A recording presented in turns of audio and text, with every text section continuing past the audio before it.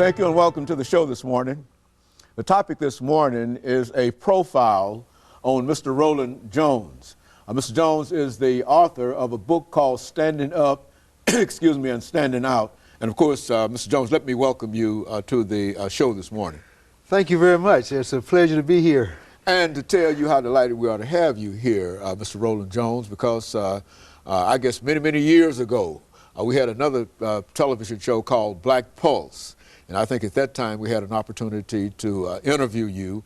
And even then, you were involved in just a whole variety of activities.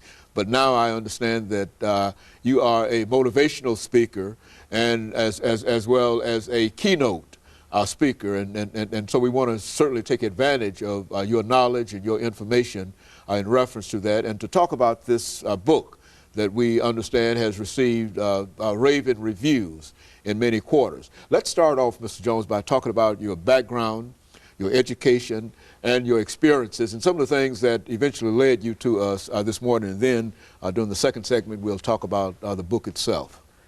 Well, you know, after college here in Nashville and in Mississippi, I spent 3 years in the Army.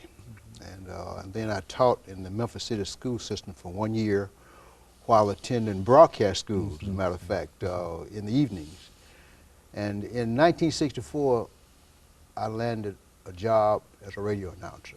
It was a dream job for me back then, in the heart of the Mississippi Delta. And you know, an interesting thing happened, and that thing convinced me that every obstacle is an opportunity. I got fired from that position. I tell you what happened is the president of the company called me one day after I had signed off reporting the news, and he said, don't report that news on Martin Luther King, because we don't take sides with Martin Luther King or the Ku Klux Klan. I said, wow, Mr. I don't take sides. I'm just reporting news as it comes off the press, you know. And he said, well, it's company policy. I said, yeah. I said, wow. And I just reported news on civil rights workers getting murdered by the Ku Klux Klan. And he told me they don't take sides with the Ku Klux Klan or Martin Luther King. And to put Martin Luther King in that category, it kind of blew me away, you know. And all kind of stuff started hitting the fan after that, and I got fired. That's the bottom line. And I hit the road and went to Chicago, and ended up as a management trainee for McDonald's. And we'll talk about some of those details later. But you know, from that McDonald's experience led me to some great opportunities. And the first day on that job, I scrubbed trash cans. Good.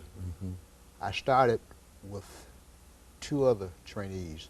They worked on the inside, I worked on the outside. We'll talk about that a little later. But as a result of what happened then, I had an opportunity to go and break the color barrier in McDonald's Corporation in Chicago. Okay. I happened to be the first African American on the corporate scene there.